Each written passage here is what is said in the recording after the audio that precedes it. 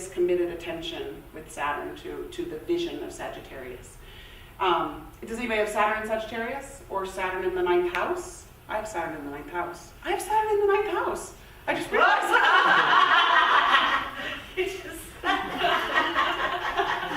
I guess I want to travel with a purpose. I honestly sort of forgot that for the moment. Every so often I just think about Saturn conjunct the Sun. Okay, I have Saturn. Okay. Yeah. Oh, Transiting. Transiting, okay. So when it's transiting, and just we may as well throw this in here right now, when Saturn is transiting one of those houses, it's the flavor of the time for 2.5 years. So if Saturn is just entering your 9th house, you might be traveling next year with a purpose, with a very focused purpose.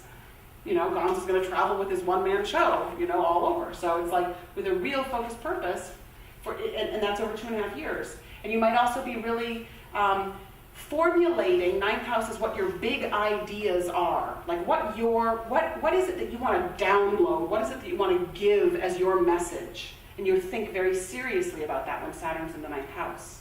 Did anybody have a house that has Saturn transiting that we discussed? The 7th house. The 7th house. So when Saturn's entering the 7th house, is this entering right now, or is it's in it. It's in it. Yeah. When Saturn's in the 7th house, it's definitely a time. The 7th house is the house of marriage and partnership, right? And open friends and open enemies, even, and the house of law. When Saturn is there, you also have Saturn in the 7th house, don't you? When Saturn is there, there is a real test in terms of your relationship with everyone, and you decide how you want to spend your energy. And if before you're like out there connecting, you may really pull back, and you may really say, I want to spend time with you, and I want to spend time with you. And only the relationships that have a purpose, or that feel like they're charging you up in some way, or like making you feel purposeful. And that could be through laughter or whatever. Do you really want to hold on to? In other words, you're bringing in the energy of choice to relationships, and you're saying, I want to choose to spend time with you, and I want to spend time with you. And it can also feel lonely. It can also feel like you have tremendous tests in terms of relationship. It's about looking at you in relationship, and it's a time when you're like, the solitary time in relationship, where you need a lot of solitary time before you engage. And I would also say, because the 7th house is like Libra, it's a time of decisions, because this is the ascendant. Here's Saturn journeying for 15 years down the base of the chart, being tested in the 1st house of self, 2nd house of money, 3rd house of communication, 4th house of home, 5th house of creativity, 6th house of health, and then suddenly it meets the upper world. It meets the horizon, and it says, now your tests are not in the personal sphere as much. They're always in the personal sphere, but now you start to be tested in the outside world. You start to bring your work to the outside world, and you start to see what happens. Yeah, so, okay. Anybody else had 1st, 2nd, 3rd? Third, okay. So Saturn in the 3rd house, very much about, whenever Saturn transits the 3rd house, I say, okay, this is a time if you have something to write, if you have something to communicate, if you have something to get out to the world, it's a time to do it. It's not going to be necessarily the time when you're like, oh, I'm so divinely inspired, I'm just going to, instead you're going to show up at your desk, or you're going to show up at the microphone, or you're going to show up wherever it is, and you're going to write for an hour every day. Do you know that kind of energy? It's very purposeful communication. Again, it can feel like, but I don't have anything to say, but I don't know enough, but that's one possibility. Another, just, because Gemini is such a strange little house filled with so many different things that it rules, it also rules siblings. So you can have Saturnine issues with siblings, and conflicts or things to be worked out with siblings, or you can have just issues with communication not working out the way you want it to work out, unless you're really breathing in your own authority, unless you are being the director of your life. There's just a wonderful image, actually, that, again, my dear friend and teacher, Karen Casey, uses, which I just love, which is, she says, like, imagine that there's a light pouring through you from the crown to the base, a line, and then imagine that there's one coming from the back to the front, right below the navel. And right in that space, like right below the navel, right there, is a place of no fear. It's the place of no fear. And from that place, if you breathe in like, blue, a deep indigo blue is the color of Saturn. If you breathe in that when you're in the most anxious and most self-pitying and most depleted place, if you breathe in that authority and fearlessness, you can feel it. Like it just right now, you can totally feel it. That place of like, everybody, let's hear it. But you really can. Instead of guarding my heart, guarding my throat. Here's Saturn all caved in. It's so heavy. Life is so heavy. It's so hard. Look at me. Oh, look at me climbing the mountain. Oh, look what I have to carry. Okay, we all do that, right? I do. But so Saturn rules the spine. Okay, Saturn in Cancer. We've talked about this a little bit, but here we have Cancer that is the feeling, the family, the home life. So a lot of times you can have issues early in childhood that were not ideal, because Saturn is the authority and Cancer is the home life. So you might have a less than perfect childhood, let's say. If that's not the case, which I hope it isn't for my daughter Kate, who has Saturn in Cancer, then there is a cautiousness around the feeling nature. There is a tentativeness about really expressing what's going on, so the solar plexus is protected in a way. And but ultimately, you could be tremendously serious and committed to what you care about, committed to compassion, committed to wrapping your arms around something. But it's like having Saturn in the 4th house, and so it's like having Saturn in the 4th house, and the 4th house is the house of the home. And when Saturn's there, again, there's some kind of test or difficulty in the home. And I always give the example, but like for Marilyn Monroe had Saturn in the 4th house. And she was moved from foster family to foster family to foster family. And you feel that sort of test. And maybe sometimes when Saturn's in the 4th house, an authority figure isn't all that you want them to be, or they're tyrannical. Here's the other thing about Saturn. When you have breathing in your authority does not mean that you're tyrannical.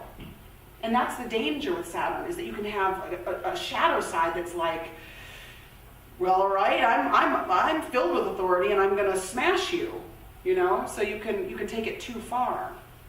So sometimes if you have a person that has Saturn in the 4th house, you might have had in some way an overbearing parent or a difficult childhood circumstance, or you might not have had any of that, and you might have had early responsibility from a young age. You might have had to be Saturn from a young age, or you might have had a childhood where right from the get-go your parents might have been in tough circumstances, but they taught you how to ground. They taught you how to put your feet on the floor. They taught you how to grow, because the 4th house is the base of the chart.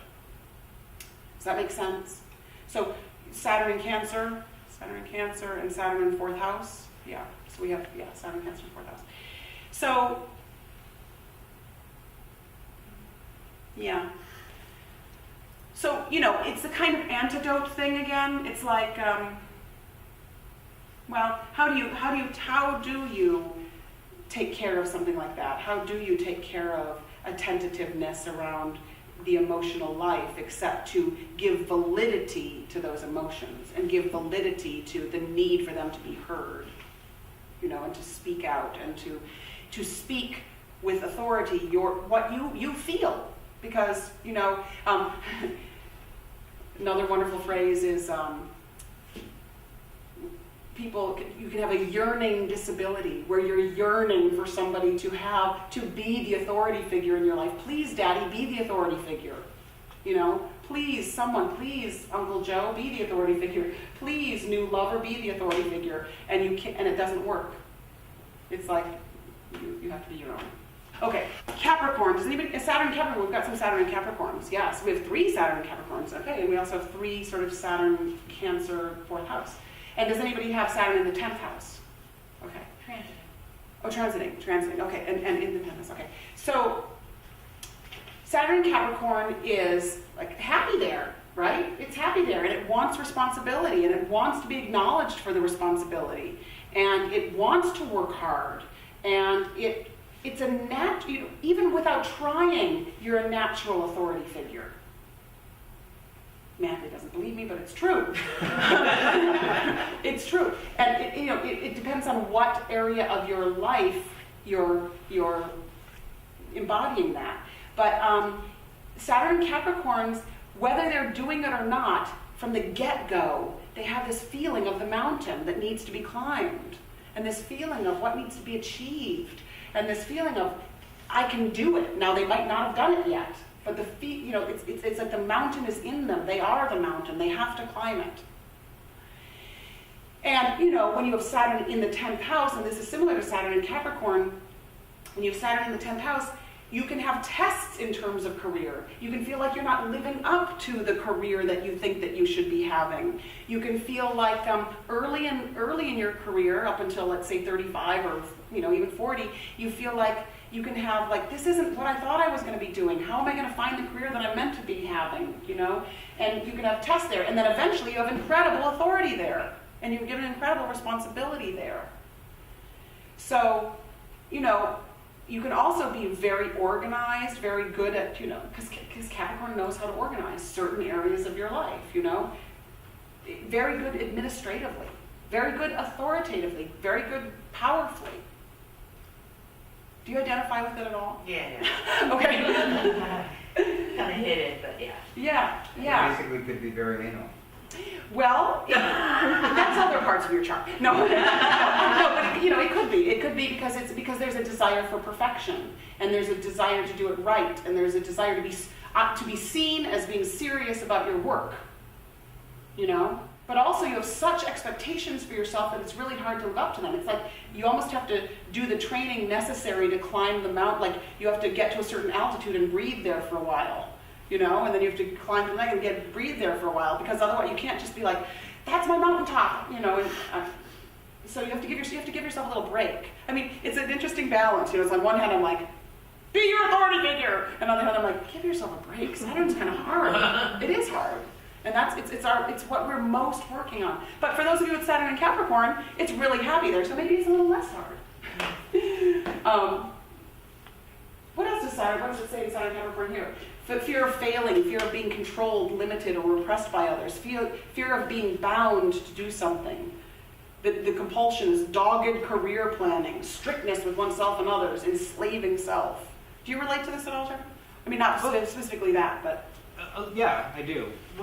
Mine's in the 11th house, so I'm not familiar with what all the houses mean. Yeah, so we'll get to this. So we'll get to the 11th house, and then for those of you, maybe you're starting to put it together in your head, take this one piece of Saturn in the sign, and then when I talk about the house that it's in, add that in. The 11th house is house of groups, and we're going to talk about that. So it's going to have a different flavor, because you're adding Capricorn to Aquarius, and the traditional and the new, and the old and the isolation and the group work, So it's got a different flavor. You'd be really good at organizing groups. Would you like to organize? Okay. So we'll get to it right now, in fact. So Cancer, Saturn and Leo. We have Saturn 1, Saturn and Leo. Yes, good. We have nice representatives of all different things. So Saturn and Leo is the self. Leo is the radiant self. Leo is the creative self that wants to express. Leo is the heart. Leo is identity. Who am I? And when Saturn